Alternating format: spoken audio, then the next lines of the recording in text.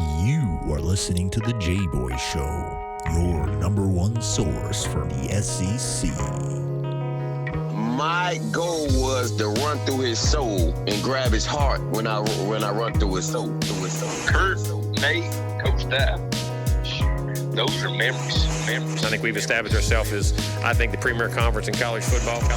No, the SEC is better at the top. It's better in the middle. The Southeastern Conference remains the premier conference. Takes the snap. Looking for the receiver. He's got Lutz Kirkland. Touchdown, Auburn! When you think about it, it's always been the SEC and everybody else trying to catch it. I think this is probably the best league from a competitive venue standpoint.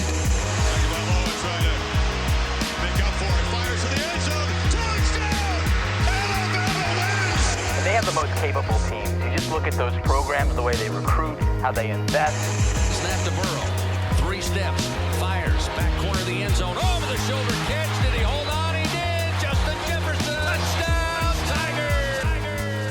And now, your host, Jboy. All right, I'm so excited to bring in our guest today. You see him all over ESPN TV, especially this time of year. He is the Nostradamus when it comes down to figuring out who's going to be in, who's going to be out, and I'm really excited to dive in with him. But before we get there, I want to give a shout out to our friends at betonline.ag. Again, the online casino is always open. We got March Madness coming on, which is one of the most bet things in the world. My favorite postseason sporting event of all time, and we finally get it again this year. So whether you like parlays, props, teasers, pleasers, whatever, check them out at betonline.ag. And tell him your boy Jboy sent you. Joey Brackets has been the term. Joe Lunardi, I am pumped to get you here. I know our audience is as well. I really appreciate you taking some time. I know it's a busy time of year for you. Yeah, my pleasure. I've been getting this Nostradamus label a lot lately, and it makes me a little nervous given what's going on in the world in the last year. But you know, I've studied it pretty well, and I think he comes in as a solid number 2 seed. Oh, I got you. Well, I would actually like to change it to Joe Stradamus. Maybe I'm going too far, and that's really unoriginal. I don't know if you've heard that before. I don't know if you've heard that before, but we'll coin that one. I'll throw it in the tweet too. But Joe, I want to get into it because there's so much going on right now. There's a lot of eyes, and I want to start with the SEC, and obviously that's a conference we cover very heavily. A conference that I think has made a lot of strides when you look at the coaches, you look at the facilities, you look at the non-conference scheduling outside of Kentucky and Florida that were really kind of the banner carriers, a little bit of the SEC. Right now, where it stands, I know Ole Miss is on the first 4 out, Alabama, Florida, Tennessee, looking at them. How many teams as of today do you think get in the NCAA tournament from the Southeastern Conference? Well, we have 6 in at the moment. Alabama, Tennessee, Florida, LSU, Arkansas, and Mizzou. Mizzou, yeah. Mizzou really the only one that we would have doubts about, not so much from a selection standpoint, but the fact that, it seems like maybe they peaked about a month ago. Mm-hmm. And still, no disrespect, they've got enough quality wins to get in. I just don't know that anybody's going to circle their name a lot of times at this point. Yeah. But still a couple weeks to go before Selection Sunday, and things can change. Things do change. Things probably will change in a lot of instances. Overall, I think the SEC, in terms of men's basketball, the points you make are dead on. They have administratively made a considerable effort in the last 8 or 10 years, I think, to not be Kentucky and Florida and everybody else. Yeah. I think Arkansas and Alabama, with Nate Oates and Eric Musselman respectively, are great examples of that. But then there was also kind of the behind the scenes push to schedule better.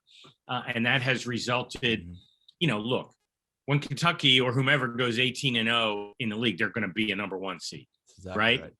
Mm-hmm. So we're not talking about Kentucky. But what we're talking about is the old days when you'd look at the schedule strength of a Mississippi State or an Alabama or, an Ole Miss in the non-conference and go, they're not giving themselves a chance. Yeah. And maybe they got tired of missing the tournament.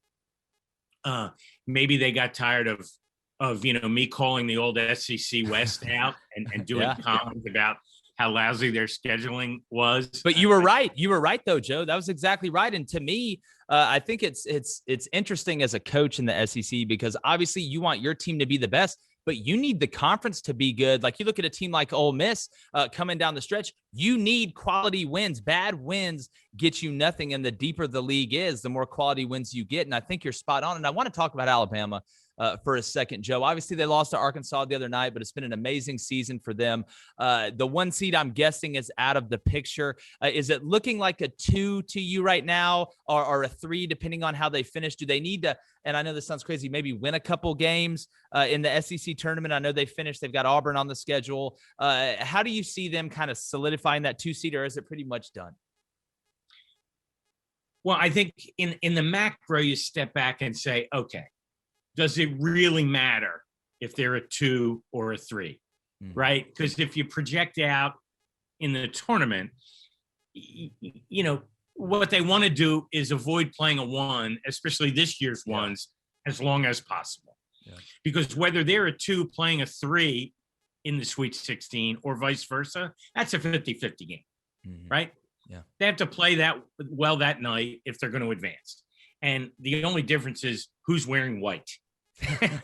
And and you could make the argument, well, they could have a slightly easier path as a 2 than as a 3. Well, yeah, on paper, sure.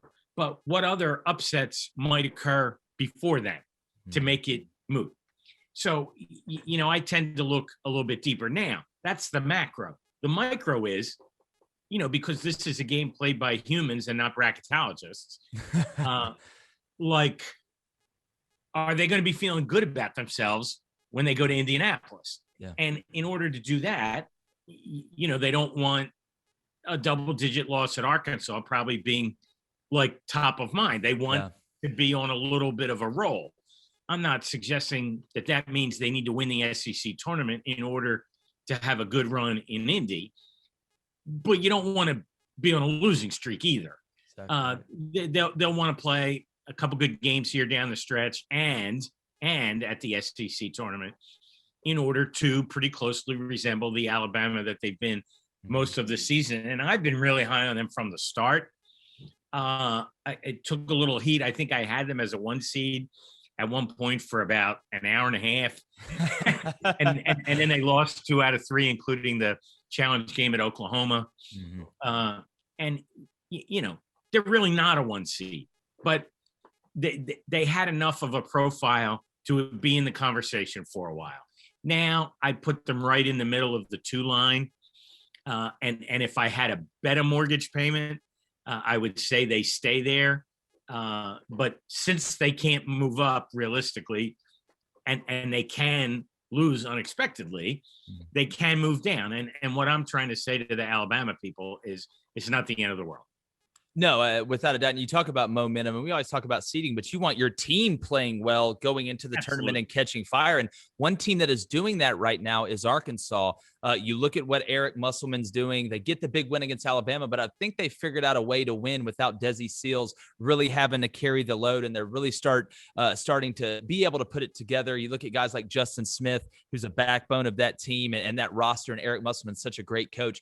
Is Arkansas, and again, they're going to be in. Are they a team you think is hot enough right now? And again, we do have a little bit of meat left on the bone before we get to the tournament, but are they a team that you can see maybe sneaking up on somebody and maybe slipping into the Sweet 16 with their roster? Because again, Joe, you've seen these guys, you understand what's going on. Are they a team that kind of pop up in your head that we may not be talking about in the forefront, but there could be not a Final Four run or anything crazy like that, but some magic in the tournament, especially with Coach Musselman?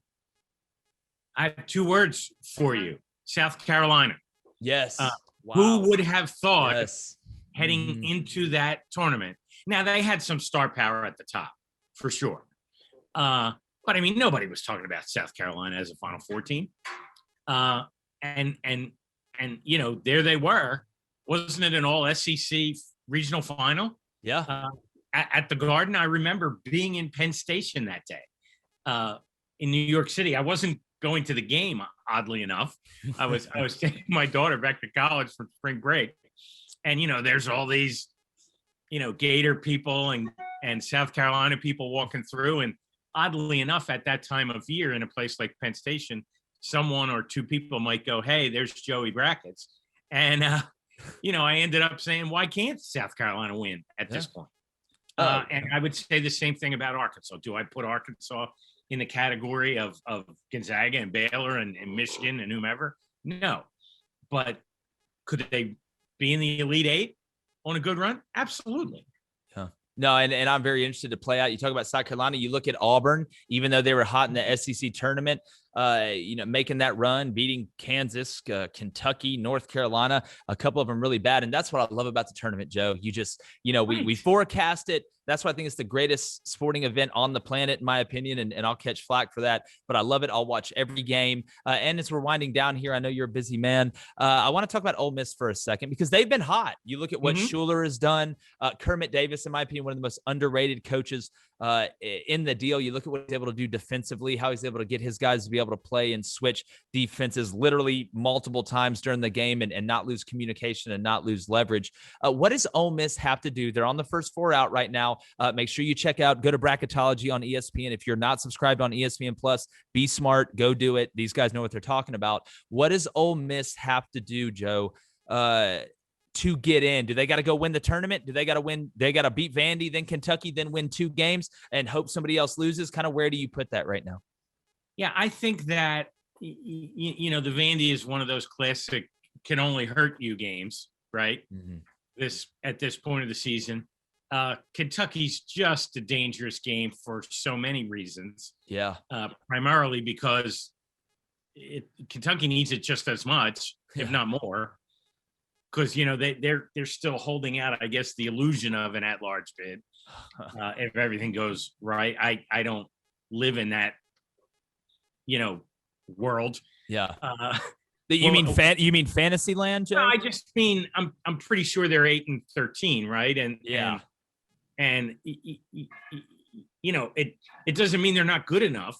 It just means that they haven't won enough games. Exactly and right. There's 50 teams every year that can be good enough that don't win enough games. It just happens to be that this one is wearing a jersey that says Kentucky. So it gets us a lot of attention. Yeah. Now for Ole Miss, I would say they need to win at least 1 and probably 2 more of what I would call up games, teams kind of ahead of them in the pecking order in order to move the needle far enough. Kentucky may be that from a metric standpoint. I'm not sure yet. But the reason I say at least 2 is because you're also assuming then if they're in the at-large bucket that they're not winning the SEC tournament, which means they're going to take another loss. Yeah. Right. And who is that loss going to be to? Is it going to be Alabama or is it going to be Mississippi State? Yeah. Right. We don't know that. And I'm not going to lie. I haven't studied where the SEC bracket is today. Yeah. I have, a couple other brackets that I'm on kind of a day-to-day basis. But I would say 2 more up wins and no bad losses. And at least Ole Miss will have enough reason to turn on CBS that Sunday night.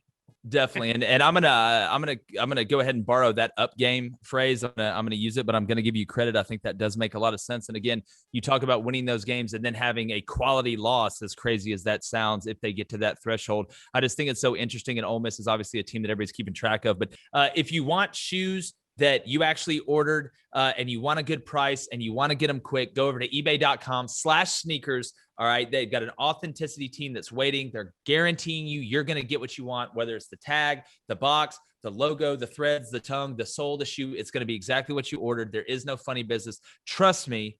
All right. I've ordered multiple times. They do an unbelievable job. So head over to ebay.com/sneakers today and tell them Jboy sent you. Joe, before I let you go, I got a 2-parter for you. Number 1, we've talked about Gonzaga and Baylor all year, and we should. They're unbelievably talented. I think this is Mark Few's best team when I look at that roster. I really do believe that. Suggs is unbelievable to me. Kispert is about as consistent as it gets from the outside and really leading that team, in my opinion, and the way they play with each other is great on the court.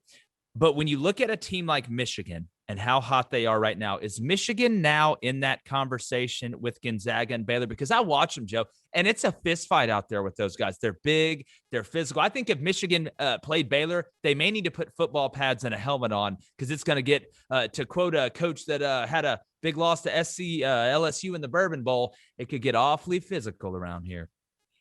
Well, I think Luke Garza learned that the hard way last night, trying to play against Hunter Dickinson. And yeah, I mean, it's funny you mentioned Baylor and Michigan, because, you know, if the perfect seed list held, that would be a Final Four game. Woo! Sign me up for that, Joe. You, but I'm probably gonna, you know, stop what I'm doing and watch that game. I'm with you. Like, it would take a really, really, really good golf invitation, like I don't know, Pebble Beach or Augusta, for me to not watch that game. And just, if any of your viewers have a way to get me to any of those places and they could do it during that game, I will tape the game. We had Stuart Sink on, Joe. I'll put in a word and see if we can't get something. All right, you do that. And, you know, the great thing about Stuart and I is, between us, you know, we've won British Open. And like, well played, sir. Well played, sir. Yeah, Michigan, I'm a little biased here because I spent so many years broadcasting St. Joe's out of Philly with Phil Martelli, and he's there now with Juwan Howard. And I get, you know, pretty regular updates on the state of the Wolverines, including during their 3-week pause, when I'll just say it's not a good thing if one of your best friends is a coach and they're bored, because they just call you nonstop. Without a doubt. Where do we stand? I'm like, same place you stood yesterday. But, you know, the way they've come off pause and not missed a beat is really impressive, especially when you look at what's happened to some other teams. Not all, like Gonzaga's come off pause and not missed a beat. Mm-hmm. Baylor's come off pause and not missed a beat. Clemson came off and was terrible. Other teams have come off and been awful. Well, maybe it's no coincidence that the 3 teams that didn't miss a beat are head and shoulders the 3 best teams in the country. Sometimes it really helps to have the best players. It's amazing, right? I think Nick Saban would tell you the same thing too. But Joe, I know I said my last question was a 2-parter, and I asked you one question. My last one is, and we talked about this for a second on the pre-show. Last year we didn't have the tournament, and you know, regardless of outside stuff, just how excited are you that we get to have March Madness this year, and the kids get to play in the games, regardless if it's at one place? That doesn't matter to me, as long as they're getting to play the games. Can you just talk about how excited you are to be able to have the tournament again this year and be able to say, it's March Madness, baby. Let's get on the couch, get your favorite chips and dip, grab your favorite cold soda, however you want to call it, and be able to watch some great basketball, because I'm about as excited as I can get. I can't wait. Well, of course I love the tournament, I mean, if you didn't love the tournament, you probably wouldn't have this job. That's right? a great point. Or, you know, you'd be clearly mismatched. You know, no, I'd rather be doing tax returns down at That's H&R exactly Block. right. Yeah. Look, I think we need to say something right off the bat about this. And that is, we are blessed to work in the toy department of life. That's exactly right. There was no NCAA tournament. Nobody died. That's true. Okay. It was horrible for those of us who love the game and are enmeshed in the game. And it's okay to feel a profound sense of loss, as I'm sure players and coaches and me and everyone did. Like, that can be true. And it can be true to have perspective that, like, okay, it wasn't the worst thing that happened in our lifetime. True. Very true. Having said all that, it's equally true that we're allowed to be excited. 2 things can be true at the same time. Exactly. And, you know, Lord willing, you know, maybe we can have a double dip on that first big day of the tournament and vaccinate 1 million people and have 1 million great games. Like, I'm okay with both. I'm okay with both. And of course I can't wait. And the other reason I can't wait, and it's purely selfish, and it's true almost every year and almost nobody gets it, but I'll say it anyway. And that is, when the tournament starts, I'm pretty much done. Yeah, that's true. Nobody gets that. I never would have thought of that, Joe. I never would have thought of that. You get to watch the games. Your job's done. I get to be a fan. I love it. And, might I be allegedly telling the network that I'm working on next year's bracket? Absolutely. But I mean, chips, dip, and your favorite beverage, all I'll say is, if you drink too much of the wrong stuff, it will stunt your growth. And I'm 5'5" for a reason. Well, I tell you what, Joe, man, this has been an absolute blast. I knew you're going to be great. You're always great when I watch you on, but I really appreciate it. I know our audience does. You're the go-to guy. Like I said, Joe Stradamus. And please tell everybody where they can find you on social media, because you're an unbelievable follow, where they can get more information on bracketology and really dive into this, because it's heating up about as hot as it's going to get. And I know you're running around the clock all day, my friend. Yeah, I'm not feeling underexposed at this time of year. That's good. But I'm pretty easy to find on ESPN.com, on Twitter at ESPN Lunardi, and for the erudite among us. Now, I've been told I wrote a book over here, and that's now available. I've been told I wrote a book, and hilarious. It's funny because I always thought you had to be able to read a book to write a book. Evidently, that is not true. And the people that are profound readers are telling me it's pretty good. Well, yeah, Joe, I thought it might have been a pop-up book then. You open it up and there's Joe Lunardi with the bracket. You turn the page and pull the little lever. Yeah, there's no crayons or anything. Wow. That's incredible. I'll say it's not really about me. It's about the game that we love so much, because I'm not naive. Like, nobody would read a book about me.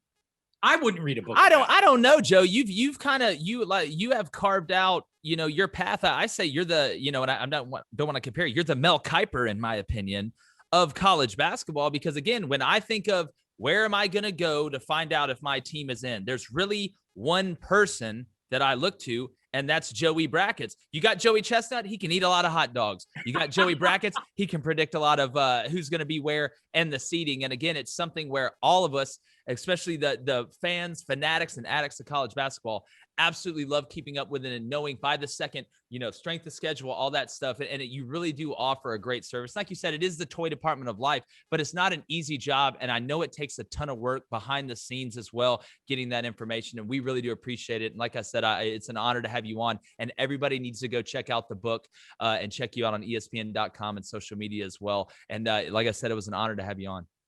My pleasure.